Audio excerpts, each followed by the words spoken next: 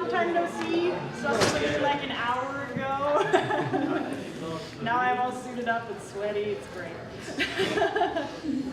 This is the basic Fursuit construction panel. I don't know why they organized this after the cheap panel, but You dropped the thing. oh. Sorry. Oh no, not my hotel key. I'll be all cold and sad outside my room. Well, no, you've got your suit, so you won't be cold. You'll be warm and sad. Yes, as I am right now. Okay, I'm going to run over basics for making fursuits. I may get into heads a little bit, but I'm probably going to deal most of that stuff. Someone might close the door. I'll probably cover most of that stuff at the head making panel tomorrow. So I'm happy to answer any head making questions, but no, I'm going to go into detail far better tomorrow. This is just for basics: bodies, hand paws, feet paws, tails, the generic fursuit bits. Okay, so I'm going to sort of go through each different piece and go through. This is the basic panel, so I'm going to teach you how to do the easy stuff. There's going to be an advanced panel where I'll go into more complex stuff, so this will be like sandwich paws and stuff. The advanced will be hooves and horns and wings and the more complex things that you may not start making your fursuit making a dragon.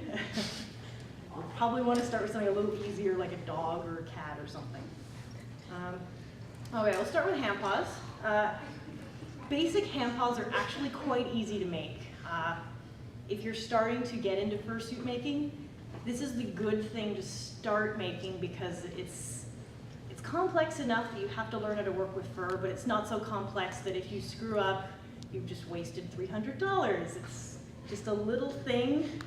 The easiest hand paw to make are the sandwich hand paws.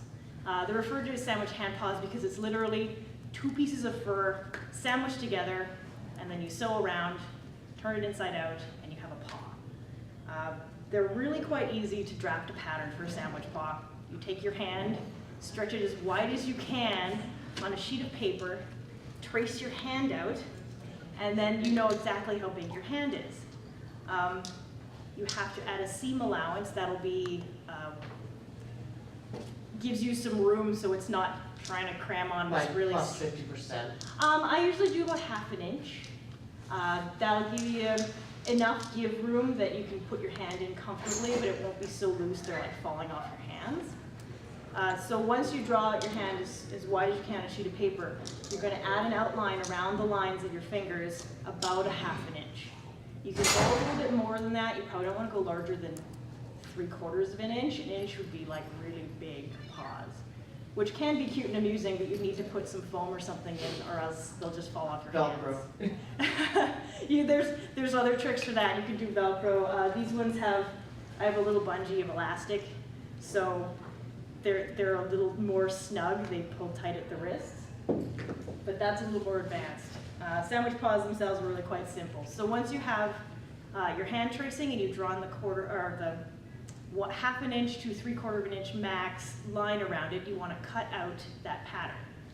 Cut out that pattern, stick it on a sheet of the faux fur you want to use.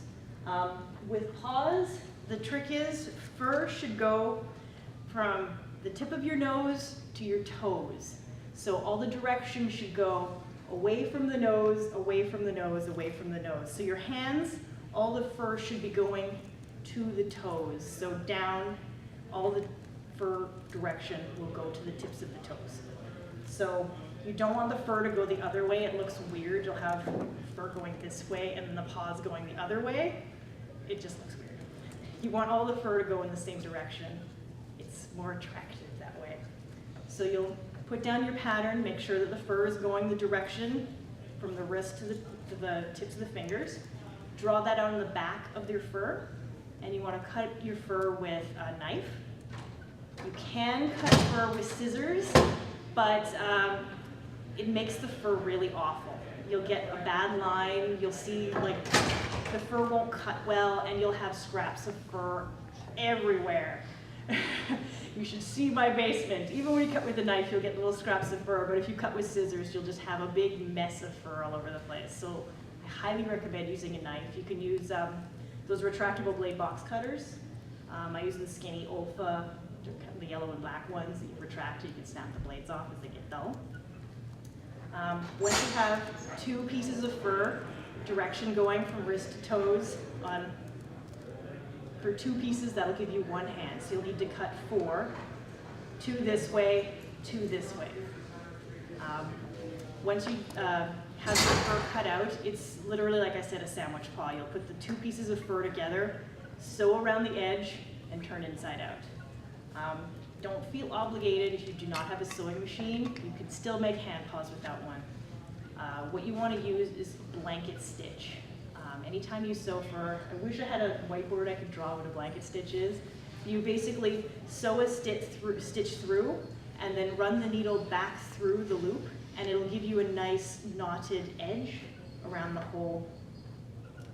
I don't know if I can. This guy's got blanket stitches in him. If anyone wants to come up after and take a closer look at any of these, you're more than welcome to. But anyone who's close up can see there's sort of a line going straight up. Actually, since this is being recorded, care to put it close to the camera so... Yes, that sounds like a good idea. So the viewers at home can see. So a blanket stitch will give you those even vertical lines. Usually we have a whiteboard in here so I could put all over it. But I'll just use the Google It's about it later. yes, blanket stitch, that's what it's called. If you want to sew fur, the blanket stitch is the stitch you want to use. It's a nice even stitch, it's a nice strong stitch.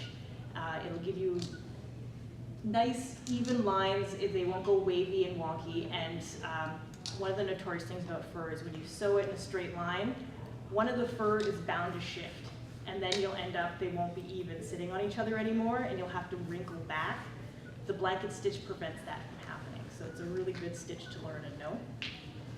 So if you don't have a machine, feel more than welcome to use a blanket stitch. It takes a little longer because you have to hand sew the whole thing, but anytime I hand sew, I put on a TV show like Firefly or House of Cards, and I listen to a lot of TV as I hand sew on the couch. If you want to do paw pads, there's various different types of ways of making paw pads.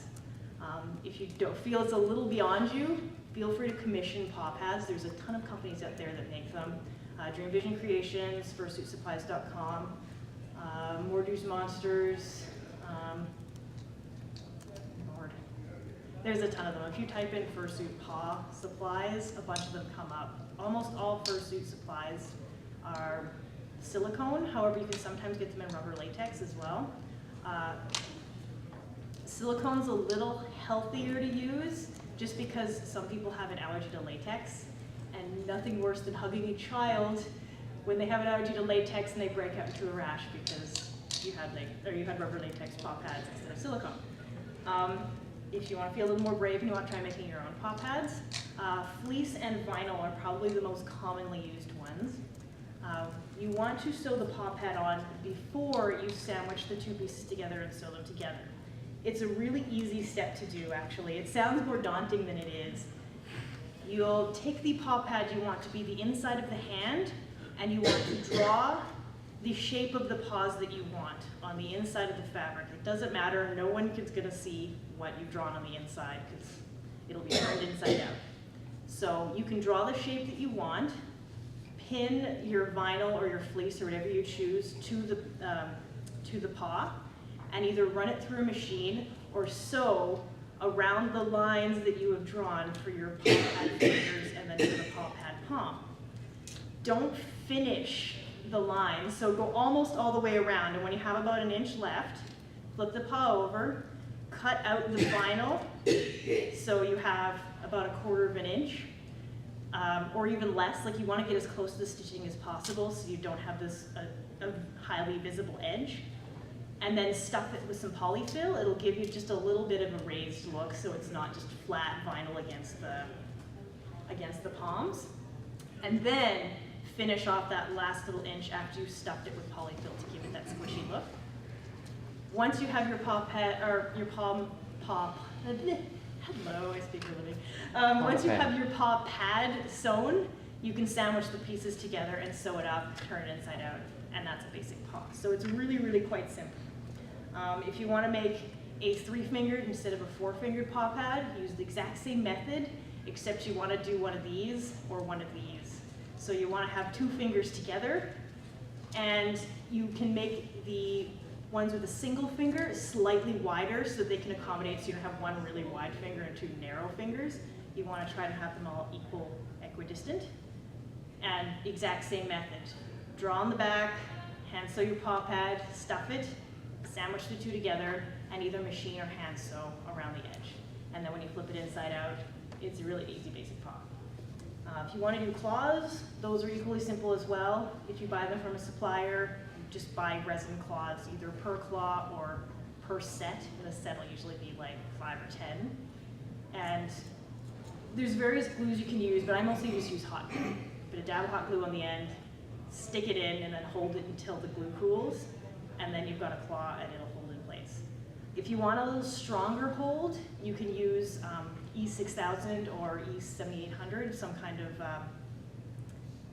a more industrial craft glue. The only problem with those is you have to clamp them, and they have to stay clamped for up to 24 hours. This is why I tend not to use them, or that type of glue, because that's a long time to wait for your paws to finish. You can just use a dab of hot glue, stick it on, and you're good to go. Should you shave down the spot where the claw's going to go so that way there's a better contact, or just glue it around in the fur? You can. I usually don't. I will shave down the fur if I'm doing silicone paw pads, because then you can cut around where the paw pad's going to go and stick it on. For claws, they're usually narrow enough that's not a problem. I usually just spread the fur away from where I want to put it and put a dab of glue. If you don't think it's going to hold well enough, yeah, just doing a little snip of a little chunk of fur is totally fine as well, and then just glue it directly to where you cut. That's my biggest paranoia, is if you cut it in the wrong spot, you're totally boned. Feet paws are surprisingly easy once you know the secret trick of making paw pads. One thing you can do is just use a shoe and then make it around it. Yes. With foam. A lot of people do the shoe and then add foam toes. I used to do that method until I got tired of drafting patterns. Now, it's a very similar method. You still use a shoe, except I have a generic template.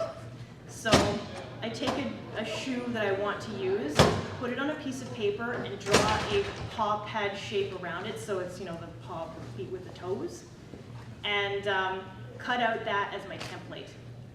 Then I'll go out to Walmart and buy those big rolls of foam that are 4 inches thick. I think they're like 45 inches by 60 inches, 4 inches. So you want the good 4-inch thick foam. Take that template of the paw pad you've drawn, put it down on the foam, and trace around. So you'll have a 4-inch thick shape of foam. Use a big utility knife and cut around, so you'll have the perfect template shape that you've drawn in foam. This is why I wish I had a whiteboard. It'd be so much easier to explain. Once you have that, you'll have like a block of foot. You want to, at a 45-degree angle, cut along the toes. That will give you a slanted toe shape, so it's not a block. It'll be more of a 45-degree angle toe shape. And then anywhere you've drawn those toe lines, you're going to run your knife through just to cut them deeper in, so you'll have shaped toe pieces.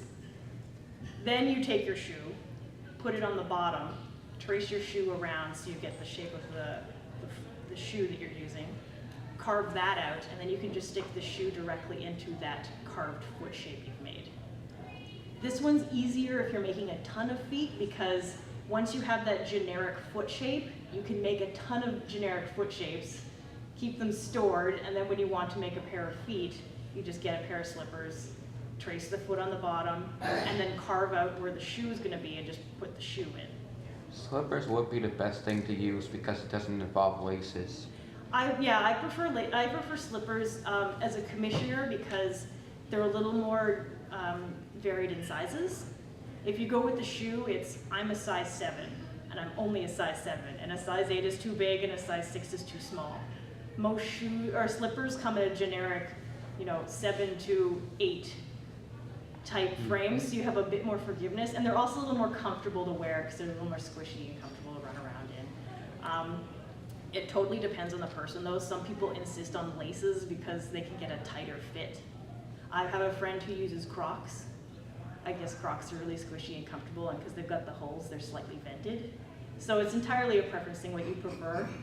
Some people like to use shoes because they get the arch support. When you use slippers, you have no arch support at all, so it's very hard on the feet. That's what Dr. Shaw's is for. True, you can buy insoles and put those in if you need the extra arch support. And really the only problem with using slippers is because that they're designed for being inside. Yes, but that's where we get to the feet bottoms. When you're doing feet bottoms, because I've already got that tracing I did to make the feet shape to begin with, I can use that exact same template I used for the feet bottoms as well. A lot of people, when they start out, they use those yoga mats. I really don't recommend them because they wear out really quickly. If you walk on concrete more than 3 times, they'll wear down to nothing. You want to use a thicker, harder, you want to use a thicker, harder, more firmer shoe like a rubber. Hi.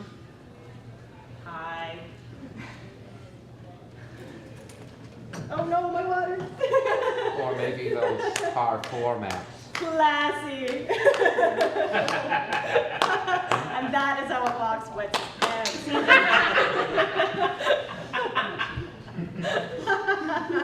That's what the realistic one looks like. Anywho, what was I saying? Feet bottoms? Yeah, I wouldn't recommend the yoga mats.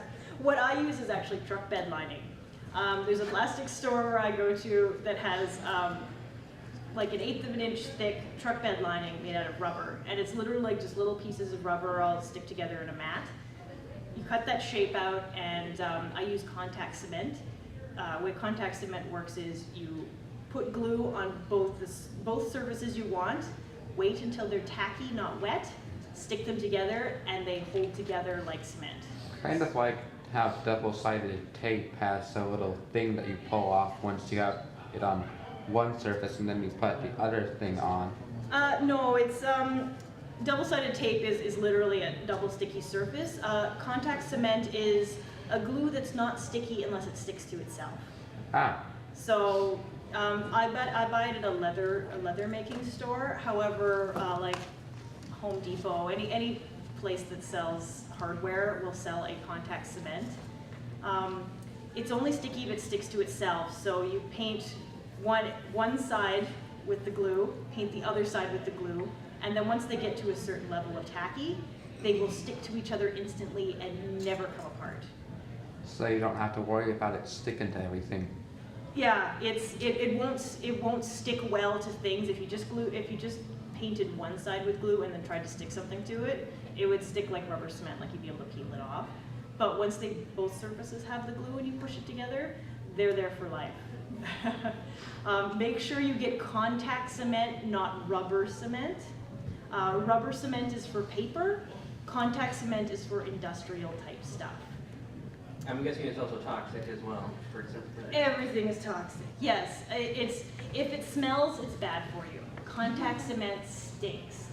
When I make costumes, it's the first thing I make is the feet. I will make the feet, glue the bottoms, and leave them in my shed for a week because they will stink for up to a week.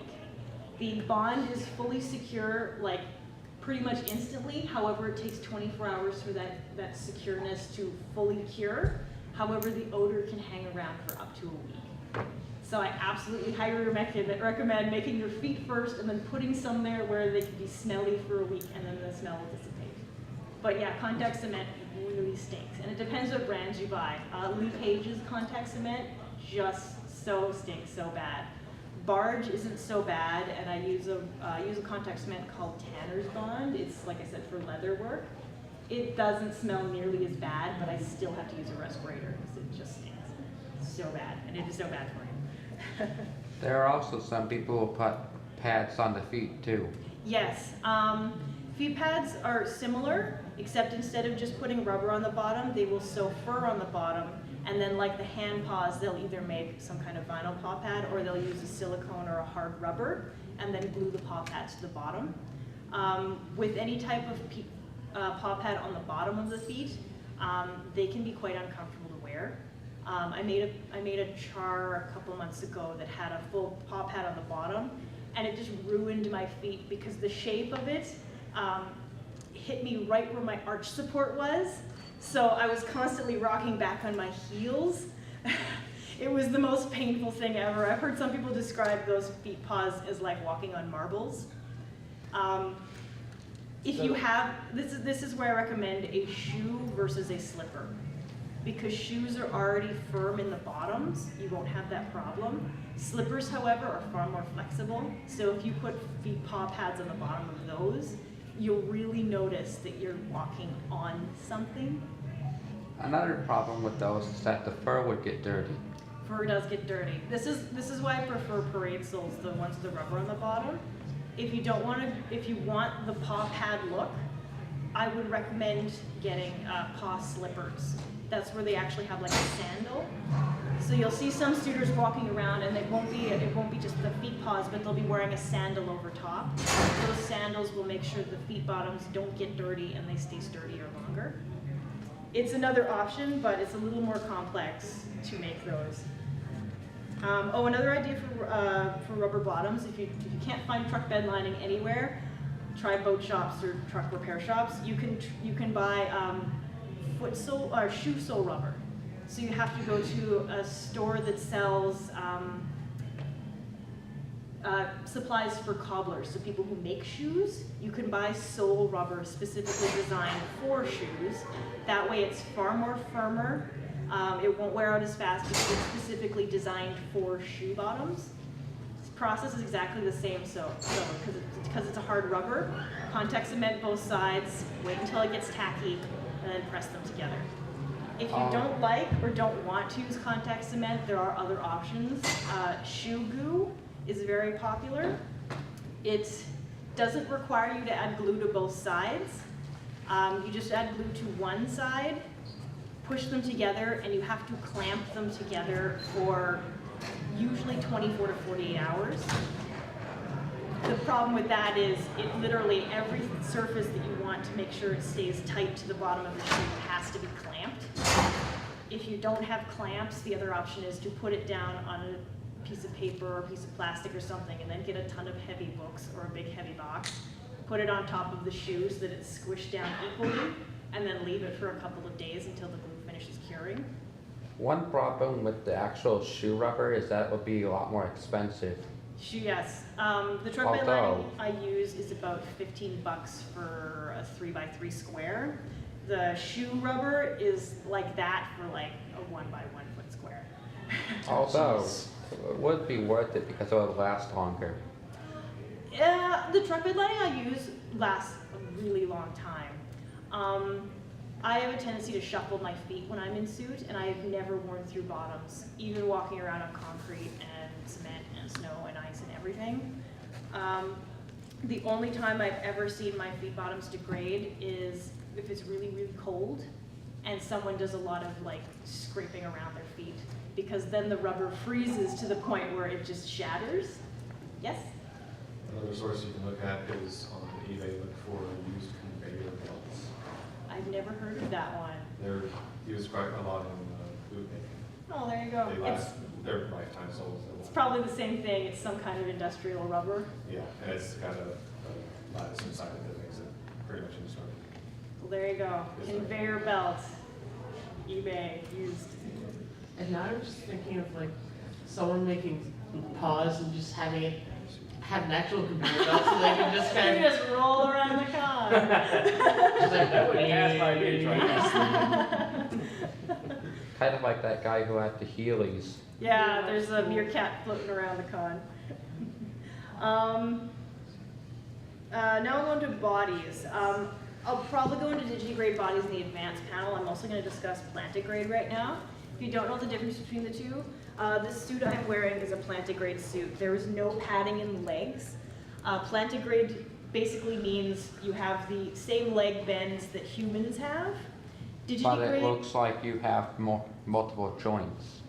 Yeah, digitigrade is like a bipedal dog or something, where they have that extra joint. So instead of just being the knee bend, it'll have the bump and then the bump. So the way to do Kind of like this look. Yes, like that. Like Reedamon over there. Yep. So in order to do digigrade, it involves either carving foam or making leg pillows to suggest the bend in the legs, or the more controversial giant stilts, which I'm not too fond of. I'll be talking about that in the advanced panel though. Right now I'm just going to talk about plantigrade because it's easier to do. Digigrade requires a bit more complex logistics with pillows and shaping. Plantigrade is quite simple. You're really just making a giant pair of pajamas. Yep. It's literally what this is. It's a It's just a bodysuit giant with a wa- zipper in the front.